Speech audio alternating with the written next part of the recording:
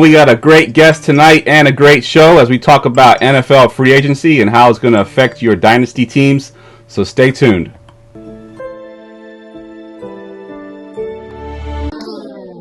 Fantasy football, you dealing with the best. Keep it hype, authentic, this ain't nothing like the rest. With the Armchair Fantasy Show Podcast, give advice for all the listeners to improve your stats. Yeah, we live on goingfor2.com. Tuesdays and Fridays, this is what you want. Talking dynasties and daily drafts, and we just getting started, that ain't even the half. Yeah, so go ahead, tell your friends to join. Going for two, cause no one remembers the extra point. Hey, goingfor2.com, the Armchair Fantasy Show. What is going on, guys? All right, welcome to episode 128 of the Armchair Fantasy Show. I'm your host, of course, Jeff Lambert. You can follow me on Twitter at JeffLambert77. Coming at you normally live every Tuesday and Friday, but tonight is a special Monday edition. Coming at you on Facebook Live, Periscope, and YouTube. Also streaming in the Going For Two app and all major podcast networks. I'm here as always with my co-host, Mr. Ryan Steerfoss. Ryan, how you doing tonight, man? Good, man. Just been busy, with draft season coming up. Yes, sir. I can't wait. This is my my second favorite time of year. Oh, 50, you're already 50 prospects in. You got to wait. Big jump ahead of me. Okay, I'm technically I'm at 45, but I started on some guys who stayed. Yeah, that's still impressive. Well, we're working on a draft guide. That's why. Nice. Good for you. All right, and that voice you hear in the background there is he's a co-host for the Love of Sundays podcast, and I'm going to butcher this name. Let's hope I get it right. John Battaglino, is that right? Nailed it. All right, nailed it. Sweet. Yeah, nailed it. All right, good stuff, man. Glad to have you on, man. I know we've been in Twitter groups and chat groups for quite some time now. To finally get you on the show, man, it's good stuff, man. I appreciate it. Yeah, I've been listening to you guys basically ever since I joined that group on Twitter, and love your stuff. So I appreciate having me on. Nice, it's a ton of fun. Nice. If you want to go ahead and just give my listeners a second, kind of talk about yourself a little bit, your career, what you do over at FTLS, and all that kind of stuff. Sure. So, me and Brian started this podcast for the Love of Sundays. It's based off of our league that we've been in for. We're going on our 6th season now. It's my biggest home league for sure. I'm in a few, but that's definitely the one I really care about. So we started doing this podcast. Brian's a scout in the NHL, so he kind of used all his information and his tools from scouting in the NHL, kind of brought it over to fantasy football, brought it over to the NFL. Nice. And we have this whole grading system that we created.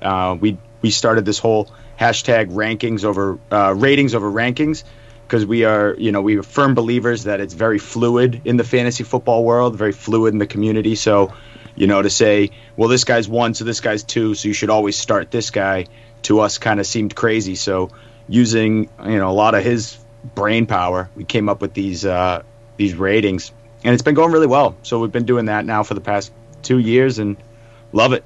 Totally I know you kind of hate the comparisons. I think I've mentioned this before, but they're kind of similar to Madden ratings, right? Like you kind of. I like the Madden rating comparison. But yes, that is exactly it. We kind of go on that scale. We have a whole bunch of different. And the thing is, people think we just arbitrarily throw this number in. There's a lot of sort of problems and algorithms that go into it and just spits out a number 1 through 99, and it's in big play, it's in performance, it's in overall, and it's in team as well. So we always factor in the team rating, because I think that's a huge factor, especially for running backs, wide receivers, all those things. If the offense isn't going to be a top 10, top 15 offense, it takes a hit to your fantasy rating. That's right. Good stuff, man. Good stuff. Yeah. I remember when you first started doing that, and you were asking our opinions on it, and it was one of the things that people have said, oh yeah, they're kind of like Madden ratings, and it's very similar. It is kind of cool, a different way of doing things. It's a little bit unique way of looking at everything. Yeah, it was fun for us, and like I said, we started to figure out, like, you can balance a guy who might have a big play upside with someone who might be a little bit more consistent, but on your roster, you can balance these guys out, and all of a sudden, you're hitting perfect stride. Sometimes you get a guy like a Will Fuller blows up in your lineup, but because you balanced him out with someone with a more consistent rating, you're not always screwed every week when right. Because he is made of paper mache, so yes. There's times he's going to be out. Yes, that is true. All right, well, we got a jam-packed show tonight. Like I mentioned at the top there, we're going to talk free agency, but before we do that, let's go ahead and get to the news and notes. News and notes from around the league.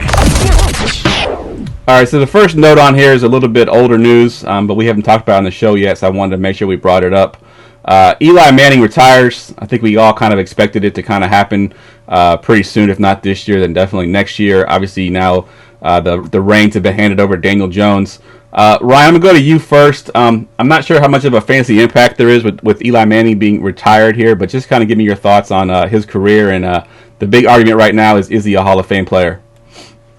I'm going to start with the no on that. I don't think he's a Hall of Fame player. I don't think 2 Super Bowl runs with a great defense and some lucky catches really solidify your career. That said, I'm very grateful for what he did beating Tom Brady and company. But twice. It's a Hall of Fame. It's Hall of Fame, not the Hall of Good. His name's sketched in stone in the NFL, but not a Hall of Famer. Fantasy-wise, I'm kind of happy about it. I think it opens up Daniel Jones and takes that kind of worry off his back and gives him the confidence, the number one job going to training camp. I think that's fantastic for him. He's I think he's more talented than a lot of people give him credit for. He has a little bit of rushing ability. Should open things up for Barkley. I think it's an upgrade for the offense and gives you a little more consistency and a little bit, what to expect coming in a little bit more. Definitely. All right, John, I'm going to go to you on this next note here. Give us your thoughts on Eli, but then give us, Drew Brees came out and said he's going to take a month or so before he decides on retirement. What do you think Drew Brees is going to do? This is a tricky one. I think if Drew Brees had made it all the way to the Super Bowl, it would be a little bit easier for him to decide to retire. I think he doesn't want to go out the way he went out. So he seems like a competitive guy. It's crazy to think, we're all talking about now Phillip Rivers, Eli Manning, Drew Brees, all these guys I grew up with watching, talking about them retiring now. So it's crazy to think about a Drew Brees-less NFL, right. But it's getting close. It's getting pretty close. I think he's still probably got one more in him. Yeah. I think he's probably going to at least try. Yeah, I agree. I think he's got at least one more year there. And we'll get into his free agency a little bit later on in the show. So the other one, I'm going to go back to you, John, since you talked about him at the Open, is Mr. Will Fuller undergoing a sports hernia surgery. Talk about Will Fuller as far as his prospects for next year. Can you trust him, with this injury history that he has? You can't. Obviously. You can't trust Will Fuller as far as you can throw him. It's funny he's getting sports hernia surgery. It's his hamstrings, it's his legs, it's his shoulders. It's always something, but when he is on the field, he is an absolute dynamo for fantasy. And he's one of those guys that if he hits, you're probably going to win that week. And that's what's crazy. And that's what totally is, kind of messes with your mind when you got Will Fuller on your roster. But I think at this point, people now, you're going to get such a discount on him come draft season that he's worth grabbing because he is a perfect flex play. You put him in that flex and all of a sudden he has that 170-yard, 2-touchdown game. You probably won that week. So I still am drafting Will Fuller, and depending on where you get him, I'm still in on Will Fuller, but no way, shape, or form can you trust him at all. You just put him, like I said, you find a good matchup against a bad secondary, plug him in your flex, and hope that's the week that he blows up. Exactly. I think he's one of those guys you put in when you don't think you have a chance of winning, and your only chance of winning is hoping to get that 50-point game from Will Fuller, so you kind of put him in and just hope and pray that he blows up. All right, yeah. Ryan, you need that ceiling. He is the definition of it. Yeah, definitely. He definitely is, and he's a good DFS play too. For those that play DFS, he's one of those guys you put in, and he could be a guy that can win your week for you for sure. Ryan, we'll go to you on this next note. Jimmy Graham likely to be released. He's been kind of fading over the past years anyway. But that kind of opened up a little bit for the rookie going into his second year now. I think his name is Jay Sternenberger. Any interest in him as a tight end prospect? Yeah, I like Jay Sternberger. I was a fan of him coming out. He had a really good athletic profile, just kind of buried there. The only issue is we haven't seen Green Bay use a tight end in a long, long time. Exactly. We'll be seeing a newer. The offense is going to be different, though, and hopefully there's some change. Really, if you look at it, it's not like Aaron Rodgers is flush with offensive talent outside of Aaron Jones and Devontae Adams. Somebody stepping up, a young, talented tight end, could be good for him. It's just a matter if he'll get the use, but I think he'll get the snaps where it's going to be worth grabbing. Yeah, I agree. I think, if I'm not mistaken, obviously I'm a 49ers fan, and we played Green Bay in the playoff game, and I think Jay Sternberger actually caught that last touchdown there from Aaron Rodgers. So maybe that's a sign of things to come here if he can be sort of an end zone threat for that team for sure. All right, 2 more quick notes here. This one's kind of a no-brainer, I think. I think we kind of all speculated that Tom Brady might be leaving, but it looks like Bob Kraft plans to bring back Tom Brady. John, what does that do for this offense as far as their pieces? Do you think it's an upgrade, or do you think they were better off if they would have moved on from Tom Brady? It's hard to tell because, again, what do you get out of Jarrett Stidham, right? That you're not going to get out of Hall of Fame Tom Brady. Right. So I think it's not like they're missing out on a huge free agent. They're just re-signing Tom Brady. The offense is going to stay copacetic. I don't think it's going to really change that much more. What's going to change is if they go get offensive line help, if they go get wide receiver help. That'll change things a heck of a lot more than if it's Tom Brady or if it's Jarrett Stidham. I think Tom at this point in his career is good, not great. I think he's good enough to, produce a top half offense, and that's really all you need. And then the rest will be sort of schemed up by, hopefully, McDaniels and Bill. So. Yep, I agree 100% with that assessment as well. And then the last one here, like I said, there's not a whole lot of news going on, so I'm kind of reaching for some stuff here. But Amari Cooper wants to be in Dallas for a long time. I mean, wanting and actually happening, 2 different things, Ryan. What do you think of this news coming out? Do you think they actually get Amari Cooper signed as well as Dak Prescott? I mean, they have to make some decisions. They already made it clear that they may move on from Byron Jones, which I think's dumb because I'd rather have him on my team than Cooper, but that's the way they're going. And they're saying they're going to release him. That means there's a good chance that Cooper is going to stay. It just depends how much money he wants and how much Dak wants, because that could be, 20% of your salary in those 2 players, with Dak wanting supposedly 30. And if Amari wants top tight receiver money, that's another 15 to 18 million a year. It's a lot wrapped up in those 2 guys who aren't quite the superstar that some of the guys getting paid that are. Yeah, I agree. I think the situation there is kind of interesting too, because it's different when you pay those guys and you're making the playoffs every year and you're a contender, but they didn't make the playoffs this year. They've struggled in years past, and now you're going to pay these 3 guys that basically haven't gotten it done as of yet, and you're going to basically handicap your team from actually getting better. You're going to actually hurt yourself by paying these guys, so it's going to be tough. I'm interested to see how they pull this one off. I think Dak Prescott, in my opinion, takes precedence over a receiver. Because quarterbacks, they're hard to come by. I think Dak Prescott's a pretty good one. So if I'm the Cowboys, I got to pick between Cooper and Dak Prescott. It's Dak Prescott for me for sure. I think Gallup is still in a rookie contract. He showed some pretty good stuff this past year, so I think he can be the number 1 there if they do decide to move on from Amari Cooper.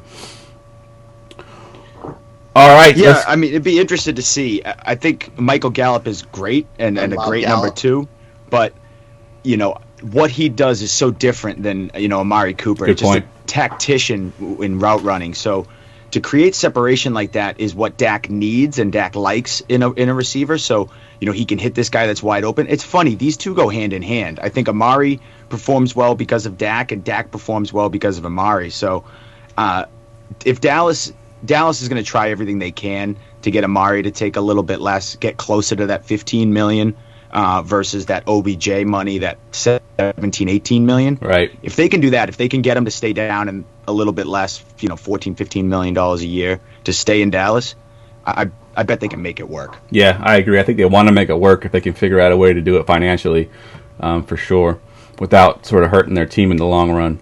Yeah. All right, let's just go ahead and jump into some of these free agents coming up here. We're getting up to that point of the year where it's we're going to be thinking about free agents and thinking about in Dynasty if we're going to try to buy guys or if we're going to try to sell guys before they get traded or before they move on to different teams. The first one I had on here was Drew Brees and Tom Brady. We pretty much talked about them already. I think they're both going to be back with their teams, so business as usual with those 2 guys. But the big one right now that's kind of going all over Twitter is the Chargers have come out and said that they're going to be moving on from Phillip Rivers. He's moved back to Florida, which now everybody's thinking, maybe he's going to go to Tampa Bay. John, we'll go to you on this one for Phillip Rivers there. Where would you like to see Rivers, and do you think he actually helps a team as far as fantasy goes? As far as fantasy goes, he's fine. He's not really going to elevate a team to some next level that you're dying for those pieces. It's funny that Tampa keeps coming up because to me he's just the same as Jameis Winston. Yeah. I mean, he's the same sort of, I'm going to throw 30 touchdowns, I'm going to throw 30 picks and just sling the ball whenever I can. So just 12 years older. Yeah, exactly. He's just an older version, but cheaper. So I think, thank you. That's the big price is it's cheaper. So I mean, it makes sense financially, but in terms of gameplay wise, that's what you're going to get. You're going to get a middling, bottom half QB. And so for fantasy, I'm not dying to go get Phillip Rivers. And if he does land in a place like Tampa, it doesn't really move the needle for me on Mike Evans or Chris Godwin either way, good or bad. I think it's just kind of the same. Business as usual. If he landed somewhere, it would have, even I can't even think of a place where I would be excited. And I can't really think of a place where it'd be a downgrade. He's just, again, keep everything sort of copacetic. He's going to help a team sort of bridge a year or two until they find their next guy. Yeah, I agree 100%. Ryan, we'll go to you for this next one here. Mr. Teddy Bridgewater. Of course, if Drew Brees does sign with the Saints, I expect Bridgewater to move on. No reason for him to stay playing behind Drew Brees one more year. What do you think of Bridgewater as far as fantasy? We haven't seen him really too much over the past few years. He looked really good earlier in the season, at least from a football perspective, maybe not from a fantasy perspective, but he did look pretty good. But granted, it's the Saints offense, and they're very good. So if he goes somewhere else, does he have the same value, you think? No, I think Bridgewater, we know what he is now. He's a high-end backup quarterback. I'd pick him up on a team with an older QB or a QB who may run a little bit more, one you want to kind of keep protected. I wouldn't mind seeing him in Cincinnati as a bridge quarterback for whoever they get, or a nice, somebody for Joe Burrow to learn from. Right. Yep. I wouldn't mind that at all, but he's not going to be a starter somewhere. He's not a long-term answer. He's just a high caliber backup. Gotcha. So you're not going to go out and try to buy him in any kind of dynasty leagues. You're just going to let it ride. Now, if it's super flex and he goes to a team where I don't think their rookie QB is going to start right away, possibly, but that's about it. It's the only way I'd even consider grabbing him, and it's just because it's super flex, you have to have him. Right. All right, John, we'll go to you on this next one here. We talked about him a little bit already, Mr. Jameis Winston. Let's assume that he does move on from Tampa. This offense was kind of beneficial to him as far as fantasy goes because he just chucked the ball over the field. But there's a potential he could go somewhere else, and they try to control that and limit his interceptions, which could limit his slinging the ball around the field. If you're an owner of Jameis Winston in Dynasty, are you trying to sell him now before he gets traded or before he goes somewhere else? Yeah, I don't know. I don't know what you're getting for Dynasty. I don't know what you're getting for Jameis Winston really, unless it's super flex. In a super flex, sure, I'm looking to move him. Try and get something, either a more stable quarterback, something that maybe a Daniel Jones. Maybe you can go get something where the situation is sort of kind of set in stone. Because I don't know where Jameis Winston's going to end up. He could end up in, Chicago. He could end up back in Tampa. He could end up, God knows, anywhere. He could back up somewhere. All of a sudden. So I think he's going to be a starter. I think he's going to get a shot. You can't limit it. Look, if Bruce Arians isn't going to limit your mistakes and he's not going to set you up for success for less picks, then nobody is. So anyone Right. who signs up for Jameis Winston knows what they're getting, and they're going to get that experience. And they're like, look, we can live with 25 interceptions if you give us 35 touchdowns, Right. 40 touchdowns. Right. So, it'll be interesting. He to me is one of the more interesting names out there for quarterback. I want to see where the money goes. He could go either way in Dynasty. He's a hot ticket. So, if he signs somewhere big money and they're going to treat him as a starter, then great. You got yourself an asset. But he could very easily go out to the market and realize that it's not super demanding for Right. him, and he'll have a hard time. And then he's fighting for a spot in camp, and now all of a sudden your Dynasty piece is not so hot. Yeah, So, I think Winston. I would try and flip him for someone stable if you could. Yeah, I think Winston's one of those quarterbacks that we talk about in fantasy where he's a better fantasy quarterback than he is NFL quarterback as far as turn the ball over as much as he does.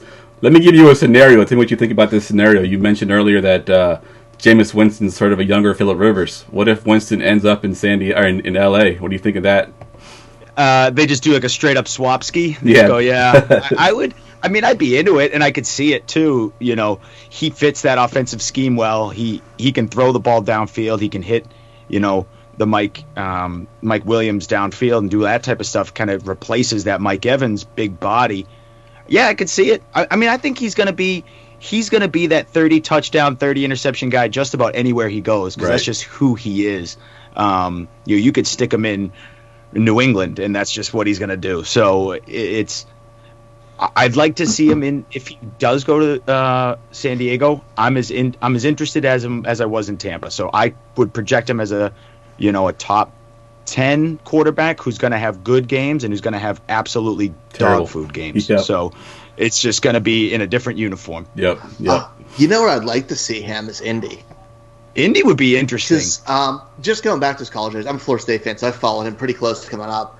His best performances, and he did best, was with Jimbo Fisher, who was a complete old school, scream at a player, keep him in check type thing, which Winston's a little bit immature, so it's kind of a good thing. I think Frank Reich could do that same thing. He has complete control of that team. It's no nonsense. And if he could rein him in, Winston has the talent. It's just he needs a coach who will control him. Bruce Arians is a laid-back player's coach. He's only had Dirk Cutter was a joke. If he comes to a coach who can rein in, maybe even cut down those 20% of those turnovers. Yep. It's a hell of a season, and Colts aren't that far away from being a really good team. Yeah, that's a good call because, I mean, not only do they have, the coach to handle Winston, but they have a great offensive line. They got a running game, two things he didn't really have in Tampa Bay his entire career. Who knows what he can do if he actually has time when he drops back to pass. I mean, maybe those picks are coming from the fact that he's getting hit so many times behind that offensive line.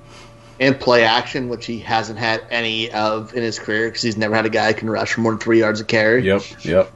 This is definitely true. That would definitely be an upgrade for sure if he ended up there in Indy for sure. All right, a couple more that I want to hit on. And Brian, we'll go to you this one. I'm going to combine these two together because they play for the same team and they're kind of linked at the hip here. And Marcus Mariota and Ryan Tannehill, both free agents. Do you think Tannehill stays in Tennessee? And do you think Mariota goes somewhere and gets a starting job anywhere? Yes to Tannehill stay in Tennessee and stay in the starter in Tennessee. And I don't.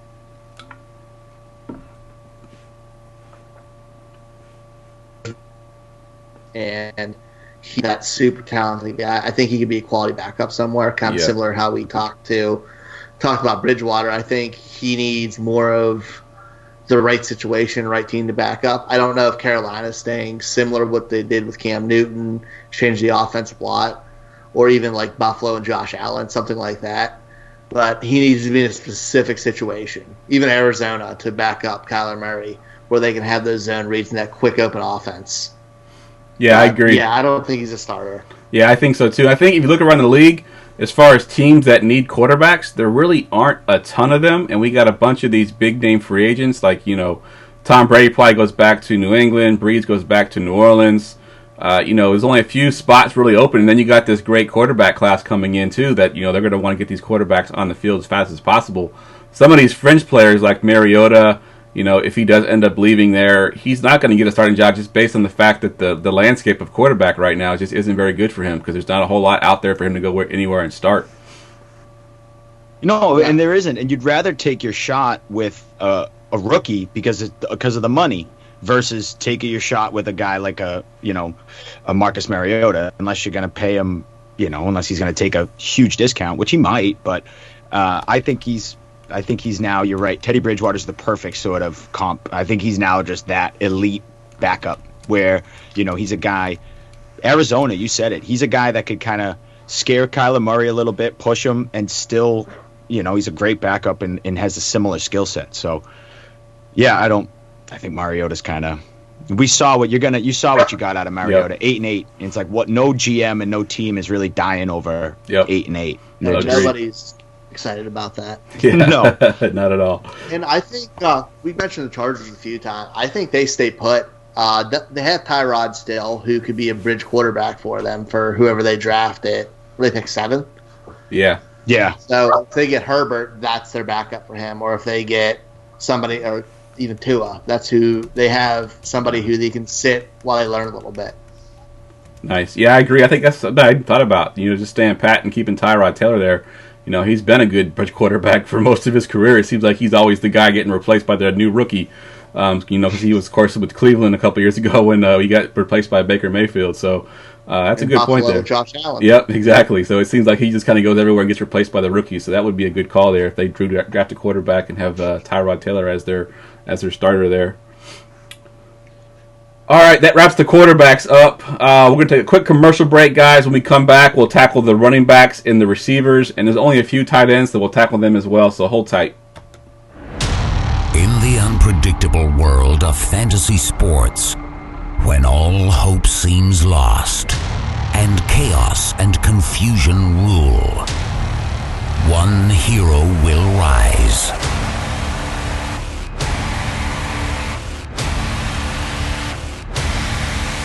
And change everything. Going for 2.com. Because no one remembers the extra point.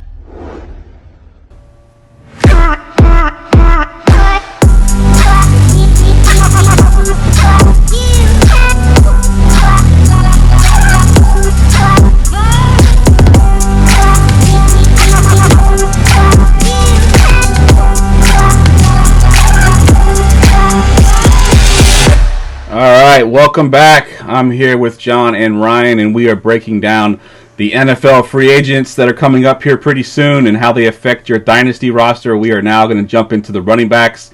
And Ryan, we'll go to you first. Talk about this guy that's probably been forgotten about a little bit. He got injured, sat on IR for most of the year. Mr. Lamar Miller. What do you think of Lamar Miller's chances of getting a starting job somewhere?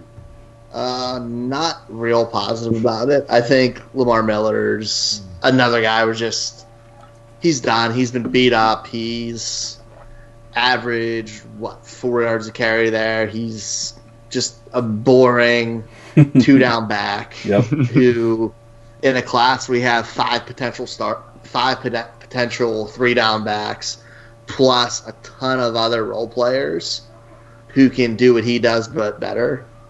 I think he's done. I think he's kind of just cut your ties you have in fantasy. If you can find a sucker to give you a third for him, do it. Right. Yep. I agree. We'll stay in Houston, John. We'll talk a little bit about Carlos Hyde. He's there as well. He's kind of like Lamar Miller 2.0 as far as being a boring type running back. But what do you think is the chances of finding a job somewhere else? Somewhere else, I don't see it. I think maybe Houston brings him back just to kind of have some running back depth and have that position. But look, I don't. Again, similar to Lamar Miller, I don't know how much Carlos Hyde has left in the tank, and again, how much a team really is dying to go get Carlos Hyde. You got to think to yourself, what coach and GM is sitting there going, look, we're close to getting over the hump, we're close to getting over the edge. What we really need is Carlos Hyde, and that'll do it for us. Good point. There's not that many teams that are going to do that. So he's going to be the type of guy where, like we saw Jay Ajayi, kind of sit in the wings and wait, and if there's a major injury, then maybe he'll go on to a team and maybe he'll slide in week 4 because we always see some big crazy injury happen. But no, I don't really see Carlos Hyde joining a team and being a focal point of an offense. Yeah. Over under 1.5 teams this year. Yeah. That's a good one. I'll take the over. I'll take the over. Carlos Hyde plays for 2 teams. Pulls the C.J. Anderson special. Yeah, definitely. What he had 3 teams this past year, right? Or was it the year before? Yeah. The year before, Cleveland, where he started in Cleveland. Yeah, and then he went. Yes. Yeah. Yep. He's had a few in the past. He's become a journeyman over the past couple of years. Definitely has. All right, let's move on to one of the bigger free agents. I want to talk about this guy a little bit. We'll get both of you to sort of give your input on this guy. Of course, he had the holdout last year. It didn't work out for him. He came back. He kind of almost got replaced by Austin Eckler. Melvin Gordon. Let's talk about where he might go, John. We'll start with you first. Melvin Gordon's an interesting case. And the reason why I find this interesting is because I love storylines in the NFL and I love sort of following trends. He held out, and we watched Le'Veon Bell hold out and got absolutely paid. He got his paycheck. That's what he did. He played chicken with the Steelers, and it worked. Melvin Gordon played, and it kind of didn't work in his favor, where right. He came back, and now I don't know. Does that diminish his value out in the open market? Do teams now realize, we don't need to pay him top dollar. We don't need to do this. So I'd be curious to see what Melvin Gordon signs for and where he goes. I think he is still a great running back. I think he is still an awesome piece. I don't know if I think he got kind of forced into that 3-down role in the Chargers. I think he is much more, he's better suited as a 1-2 plus. You have someone else out there, a James White, a James White type, a Chris Thompson type to alleviate some of that pass catching work. And he can be fine and totally great and be a good back. So I'd love to see him in a team, put him in Philly, put him somewhere like that where he's just gonna, and then you have Miles Sanders doing that pass catching role. Right. That would be something special. So, we'll see. I'll see. Again, I'm just curious to see the money for Melvin Gordon. I think he's going to get a starting job somewhere, and I think he's going to be great wherever he goes. I don't think you're ever really going to get that Chargers sort of upside when he was there was a couple weeks in a row last year where he was a top 3 guy. It was insane. He was doing it all. I don't think you're going to get that. I think you're going to get something a little less, but he'll still be great. I'll still probably have him as a top 15, top 20 back. Yeah, I think so too. I think that's where he falls for me. What about you, Ryan? What about Melvin Gordon? What do you think of Melvin Gordon? I think I'm kind of by myself on this one. I'm not a huge Melvin Gordon person. I think he's just kind of been great because of his offense and the system he's been in. He scored a ton of fantasy points off red zone, he's great in the red zone. But his efficiency's low. You see 4.2 yards carry for Eckler when he's at 3.8, and he's always been hovering right around under that 4 range. In a high-powered offense where they're passing the ball and teams aren't stacking the box, I don't really trust him that much. I think he is in a rotational back, kind of like how you guys said there. I wouldn't mind seeing him somewhere like in Atlanta, where him and Devonta Freeman could kind of work with each other, because the guys behind him are kind of scrubs, and all they keep doing is just drafting these no-name running backs in the 4th round, 5th round who aren't producing. Why not give Freeman a guy who kind of offsets his skill set a little bit? So I think that'd be a good fit for him, where he would have a good amount of fantasy value. Yeah, that'd be awesome. I wouldn't even think of Atlanta. That's a really good landing spot for him for sure. I think that would be a perfect fit for his skill set. I was listening to a podcast earlier today, and they mentioned that they could see him going to Indy. I know they got Marlon Mack there, but I think that, Marlon Mack's got some injury history there, and, with that offensive line and Melvin Gordon and his skill set, that could be a really good fit as well. But I don't know if Indy wants to pay that amount of money for him, because they didn't go into the Le'Veon Bell sweepstakes. Why would they go into the Melvin Gordon sweepstakes? No, they're one of those we don't want any issues type teams. Yep. And that's an issue. Yeah.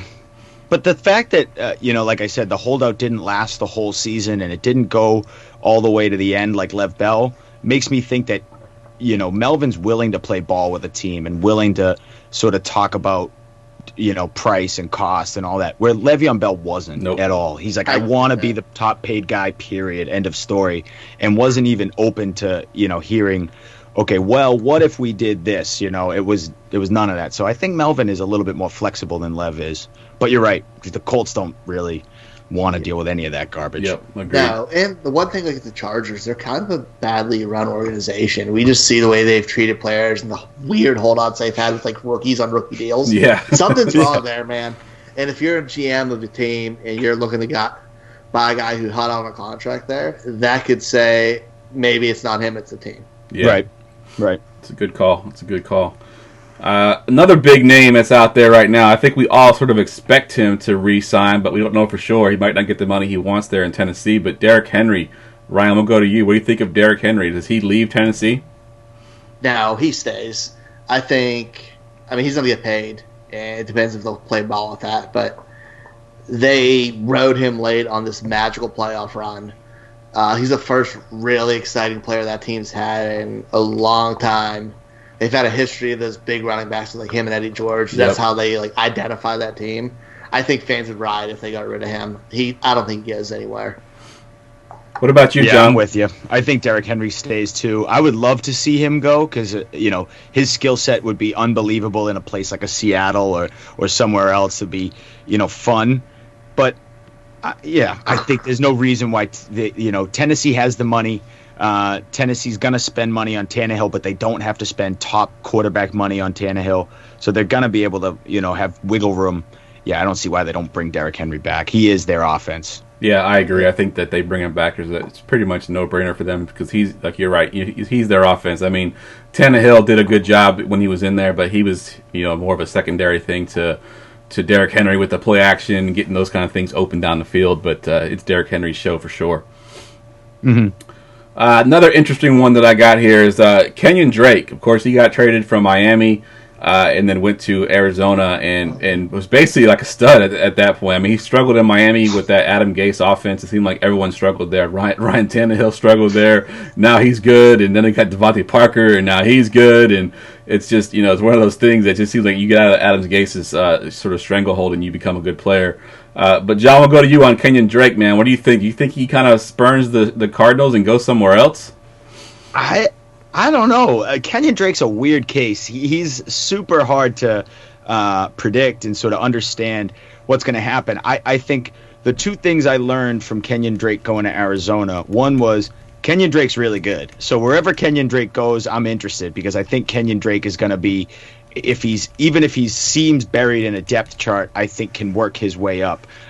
So I'm interested in Kenyon Drake because I think he's going to be a very cheap option and a very good late round flyer on a running back, unless he signs somewhere for big money, it stays in Arizona, and then everyone kind of knows. But if he all of a sudden moves, I think that name might get lost and might get a little buried. But he's a great pickup. I also realize that I want whoever the running back for Arizona is. I mean, that offense is so high paced, so high tempoed that they're going to get a myriad of touches just based off of how often they're running the ball, how often they're on offense. So I hope he comes back because I think he works in that offense. But if he doesn't, I'm also interested in whoever the heck they have next and whoever the hell's there. So, but I like Kenyon Drake. I think he's going to come back. If my heart of hearts, if I had to guess, I think he's coming back. Yeah, Arizona will be able to get him for a little bit less than the open market will pay. I agree. I think that he wouldn't have gone there. They wouldn't have traded for them. They think they can re-sign him. They're a young team. They got a rookie quarterback, a rookie contract quarterback. They got rookie receivers. They got plenty of money there. They can actually pay him some money to keep him in Arizona, and he looked really good out there too. So I think Drake stays as well. This next guy on my list, I don't know, for some reason I thought he was like this, older back sort of towards the end of his career. I don't know why I think of him that way, but Jordan Howard's only 25 years old. He's a lot younger than I thought he was.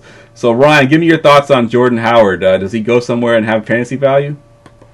I think Jordan Howard does go somewhere. He is what he is. Like, I think you think he's old because of his style of play, where he's just that bruiser, two-down back, doesn't catch passes like the old school NFL, not like what it's kind of evolving to.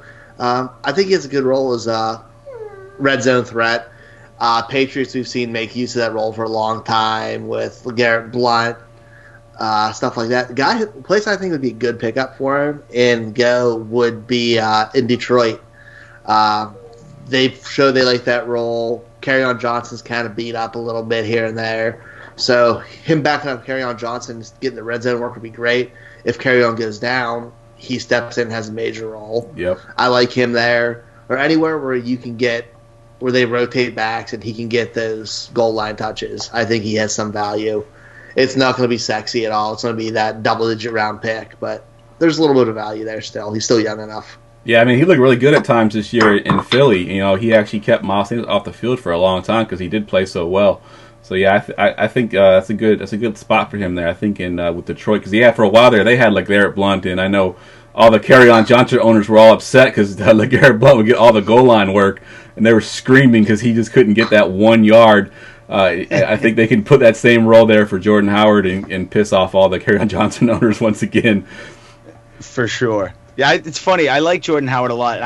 I think Seattle's going to be in the market for a running back. I think Seattle, I don't know what Rashad Penny's status is going to be day one. I don't know what Chris Carson's status is going to be day one. I know Chris Carson luckily avoided surgery, but I mean, a hip is nothing to mess around with.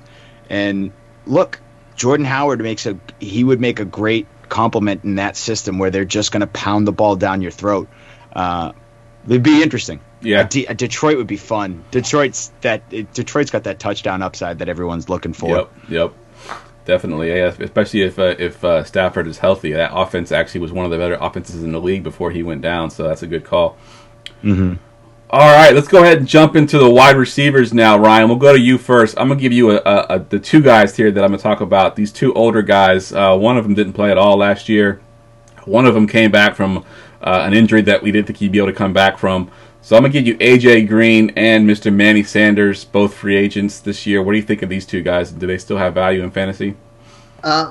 We talked about A.J. Green actually a lot last week. I think if he's on the field and he's healthy, A.J. Green's still a top 20 wide receiver in fantasy. He has that kind of potential. He's still very talented. They're going to want to keep him there because you're going to have Joe Burrow coming in. You want your young QB to have as many weapons as possible. I think he'd be great for him and great for his development. As for Emmanuel Sanders, I mean, he'll have some value. He's going to have a nice floor, but there's not really going to be much upside. Landing spot-wise, kind of hard. Maybe somewhere like Oakland where they have a bunch of young guys who can help learn a little bit. Or even Seattle where they're drained at wide receiver outside of Lockett and DK Metcalf. He could work that underneath routes, and we've seen receivers thrive in that role before with Russ. So I wouldn't mind seeing either of those places. Yeah, that's a good call there. I think there's an outside chance that if the Niners do win the Super Bowl, that Manny Sanders can retire. I don't know. He hasn't talked about it. There's nothing that's really been talked about. But I think there's a possibility that he's had a pretty good career. I think he could just go out on top and just retire after the season if they win the Super Bowl. If not, he probably does come back and tries to chase that one more ring. I know he ain't going to Pittsburgh. Here he said that's number one place he will not go. Right. He said he won't play with Big Ben again. That's crazy. Yeah. All right, I'm gonna skip some of these guys here I got written down, like the Devin Funcheses of the world and the Brashad Perrymans. They're not that exciting to me. I'm gonna go to a guy. Over Devin Funches? Come on. I'm just kidding. If you really want to talk about him, John, I'll give him to you. No, I'm good. If you wanna listen to Devin Funches talk, you can tune into the FTLS podcast. I'm sure we'll dive right into that bag of garbage. That is. No, I was just joking. No, Devin Funches can absolutely be skipped. Yeah. That's a perfect stepping scone. Yeah. I hate talking about Brashad Perryman in general, so it's okay. Yeah, you got a little bitterness to him, so we'll skip over him as well. So the guy I want to talk about that does have interest to me is Mr. Robby Anderson. We've seen his big play potential there in New York for a while. Could never really get it all together. What do you think of Robby Anderson going to a team like maybe the Eagles?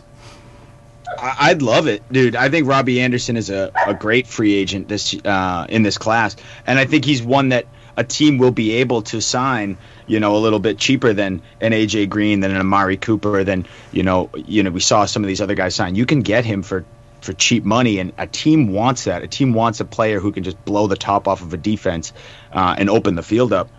You put him in the right situation, you put him with the right team, I think that Robby Anderson could have a nice little bounce back, a great resurgence next year. Yeah, I agree. I know, Ryan, you're a big proponent. You love Robby Anderson. What do you think of him going to somewhere like the Eagles? I'd hate it because he needs to go to Baltimore. I've been talking about Robby Anderson going to Baltimore for like 3 months now. My buddy is a Ravens fan. I think he's a good fit. Apparently he has been trying to build a relationship with Lamar. Like, he was like first person after the game to try to switch jerseys with him. Nice. Like, he wants to go to a team where he feels needed, and I think they need as much speed as they can on that offense to open it up more. A little more of a veteran would be good. But yeah, I want him in an offense where he can really spread the field. Yeah. Philly would be good, like you said, but I'm kind of proponent. I want him in Baltimore. And he heard my dog crying because he felt the same way about him. Yeah, that would be a really good fit in Baltimore. I mean, you figure you got Hollywood, you got Robby Anderson. I mean, the speed on that team would be ridiculous. You got those tight ends underneath. You got this bruising run game. Yep. You got to account for Lamar Jackson. I mean, that would just be an awesome offense for sure. I agree. That'd be a great landing spot for him. All right, we'll move on to the tight ends, and we got really only 3 guys worth talking about. 2 of them I think are probably going to end up re-signing, but we'll talk about them anyway. But the one that really I want to talk about is Mr. Eric Ebron. Of course, he kind of got lost there in Indy this past year, had some injury problems. They pretty much come out and said that he's not going to be signed back again with the Colts, so he will be going somewhere else. Ryan, I know you liked Eric Ebron. We got into that big sort of, not argument, but a little bit of a debate about him a few years ago. But give me your thoughts on Eric Ebron and where he might end up. You mean when I was on the show and called him as a top 5 tight end? Yes, and then he ended up being a top 5 tight end. Yes. That debate. Yes. I was just making sure. I think Eric Ebron could go somewhere in a more spread out offense. I think he needs to find that right role because the Colts had that when Andrew Luck was there. Yep. He thrived because they're spread offense. He was allowed to run downfield, stretch the field a lot. I like to see him, I think he'd fit really well in Arizona or a Houston where they're not running those heavy sets. He's not asked to block. They know what he is. And I think he'd thrive in an offense where he's basically just a jumbo wide receiver. And those 2 teams really, really do that well. And Arizona doesn't have that tight end who's that great right now. And they had production out of who's the tight end? Ricky Seals-Jones. Yeah, Ricky Seals-Jones, who's nowhere near the athletic profile or talent as Eric Ebron. And he would be perfect there. Yeah. I think he'd really kill it. Let me give you a scenario, John, with Eric Ebron. Tell me what you think about it. What do you think of him in New England as sort of a Gronkowski sort of fill-in for the receiving game? Look, at this point, I think New England needs any and all pass catchers. So I'll take anybody you'll throw my way. But I think Eric Ebron makes sense. I think he can. But like Ryan said, New England does ask their tight end to block. Rob Gronkowski, for as unbelievable as he was in the passing game, he was prolific in the blocking game as well. And it's kind of what made him the perfect fit for New England. I think Eric Ebron can block. I don't think he's a stud at it, but he's proficient enough that he can work in that New England offense. I'd like to see it. I think it's good for fantasy value. I think you would see more out of Eric Ebron in a different offense, but yeah, like I said, I'll take anybody at this point for that anemic Patriots offense. It'd be helpful. Yeah, definitely. All right, another guy in here. Like I said, I think he probably re-signs, but there's always potential that they do leave. Hunter Henry, John. What do you think of Hunter Henry now that Rivers is not going to be there anymore? I still love Hunter Henry. I think. To me, what you look for in your tight ends are good hands, which Hunter Henry has, and athleticism, which Hunter Henry has in spades. So I like Hunter Henry a lot. I think he's had a tough string of injuries, kind of a tough break last year and some weird sort of pop-up injuries before that. But when he's on the field, he shows you that he's a consistent threat, a consistent target, and he's a top 5 guy. So I think he is going to re-sign in San Diego, and even without Phillip Rivers, barring something crazy happening, I'd still be pretty interested in him as a tight end. Yeah, I agree. I think Hunter Henry is a good tight end no matter where he goes, where he ends up. I think he's going to be fantasy relevant for sure. The last guy on my list here, Ryan, he might break the bank. He had a huge breakout season. He became Matt Ryan's second favorite target, Mr. Austin Hooper. Ryan, what do you think of Austin Hooper and him staying in Atlanta? Yeah, I think they have to keep him. He played very, very well, and whether it's tight end or not, and even if he's a top 3, even a top paid tight end in the league, tight ends don't get paid as much as other positions, and that offense looked so much better with him in it, and his role is very specific. I don't think they can afford to get rid of him, and they have to pay him there because he looked great this year, and he's a breakout star in the league. You can't let someone like that walk, especially when your top offensive weapon is getting much, much older. Yep. And your top running back is beat up. I think you have to re-sign him. Yep, I agree 100%. I think he's going to be in that sort of elite class of tight ends going forward for a few years. Him and Kittle. When the guys like the Kelseys and the Ertz start to fade away, they're going to be the guys taking over the reins there in fantasy and being those top tight ends for sure. I think those guys are going to be good for a very long time, and you want to lock those guys down for sure. All right, that wraps up all the free agencies, free agent players. We're going to go ahead and kick off the Forgotten Fantasy Player of the Week. Get ready for GoingFor2.com's Forgotten Fantasy Player of the Week. All All right, John, you got a pretty tough act to follow because the guy that came on last week, he picked Zach Stacy, who we kind of named this award after the Zach Stacy Award, the Forgotten Fantasy Player. So you got a tough act to follow, man. So who's your Forgotten Fantasy Player? Well, all right, this person, because he comes with a funny trade story, but I'm gonna go Eddie Lacy. Eddie Lacy is a name that I think people forgot for fantasy because, look. When he was a rookie, he won Offensive Rookie of the Year. He was an absolute stud. Yep. Everyone wanted everything to do with him. I remember Dynasty Twitter was a blaze about this kid. He was going to be the stud back in a Aaron Rodgers-led offense, and it was like, yep, give me this guy. He's going to score double-digit touchdowns. He's going to be a reception monster. All this. So. Eddie Lacy to me is one that I think people forgot because he burned out so quickly. So quickly, and became Fat Boy Eddie Lacy, borderline in an instant. So, I traded for Eddie Lacy his rookie year with Brian, my co-host. He never lets me live it down because, of course, because that's why not. And so, Eddie. Instantly turned on to the Chinese food and cookies and kind of put my dynasty roster in a tailspin. But I think Eddie Lacy's a name that I want people to remember. He's not too far removed where people will go, oh, yeah, I remember the hype around Eddie Lacy. It was crazy. So that's one name. I think running backs, because they just fall out of favor so quickly. It's just they're always the best ones to kind of look back and go, oh, my God, I remember that season that people were going nuts for that guy. Yep. And you're like, yeah, well, he's gone now. So Eddie Lacy hype was real. He was unbelievable. Pick, man. And then he just came in, 8 cheeseburgers too many, and yeah. Yep. There were a couple pictures when he came in. So there was that 1 year down year he had where he was a little overweight. He still kind of battled. I think he had maybe 800 something yards. But then the next off season he came in and there were photos out that he like really put on weight. And Brian was joking with me and he goes, "Have you seen Eddie Lacy show up to camp?" I was like, "No, dude, I haven't." He sent me a picture. I genuinely thought he photoshopped it, and I was like, "Yeah, all right, good one." Like my dynasty team's not in that much trouble. He goes, "Dude, I think your RB1 might be a linebacker," and he might be Vince Wilfork. Yeah, oh my God! I think your RB1 later that year, he ended up getting cut, and I don't know, got signed with Ben and Jerry's. I guess I have no idea, but it was a tough trade for me. I didn't survive. Yeah, I got a funny story about Eddie Lacy actually. So this was it must have been about 5 years ago because it was when I first started out.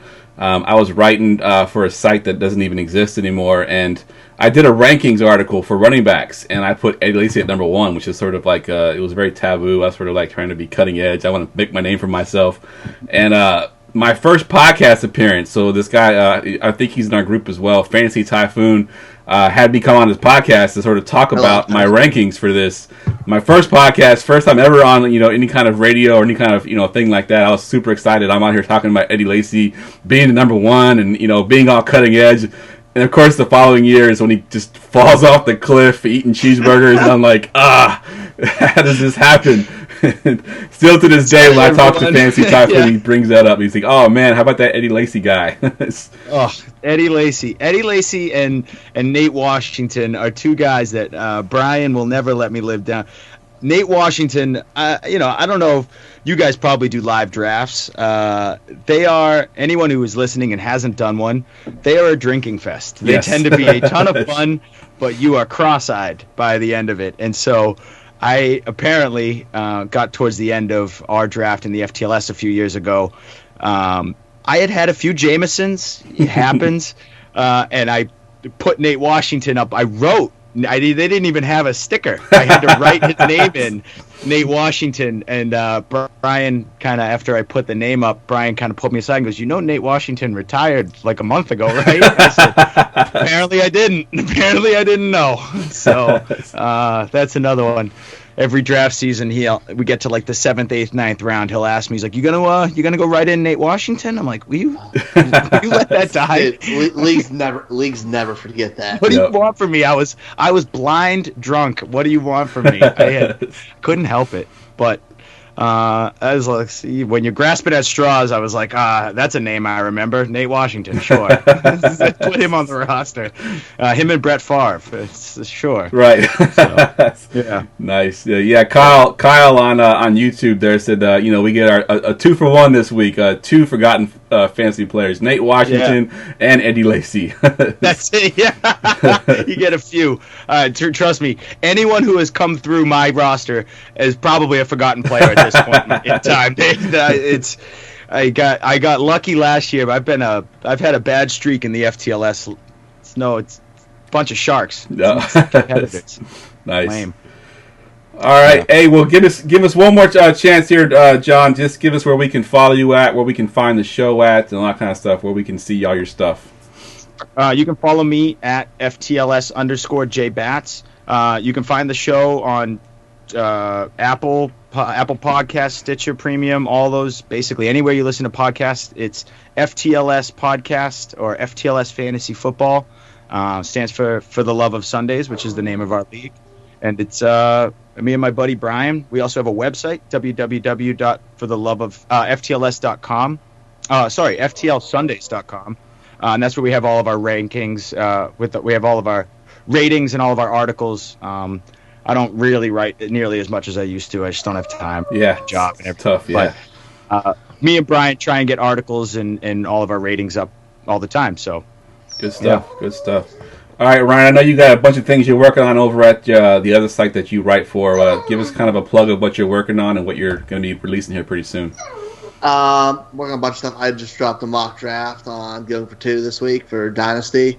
I'll probably be doing an actual mock draft here within a month. We're working on a huge draft guide with over 120 prospects over at the Dynasty Draft Room.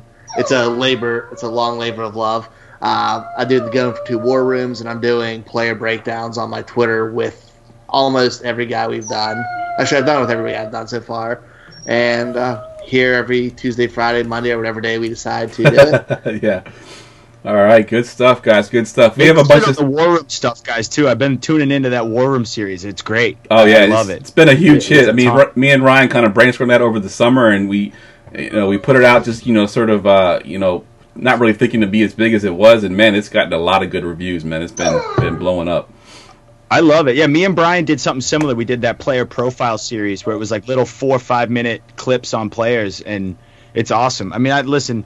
Getting into rookies and delving into rookies is really hard to do. So I give anyone who does it, especially like you guys, as much credit in the world because it's hard. It's hard to scout a guy and tell you what that meta analysis means for fantasy. But right. You guys my do a favorite good thing. job. I like doing the draft. I like doing that more than actual setting lineups. I love rookie stuff. Yeah, I love it more than setting a lineup. We need people like you in this industry to Definitely. To give us a leg up. Definitely. All right, guys. For Ryan, for John, I am Jeff. You can follow me on Twitter at JeffLambert77. That's a wrap.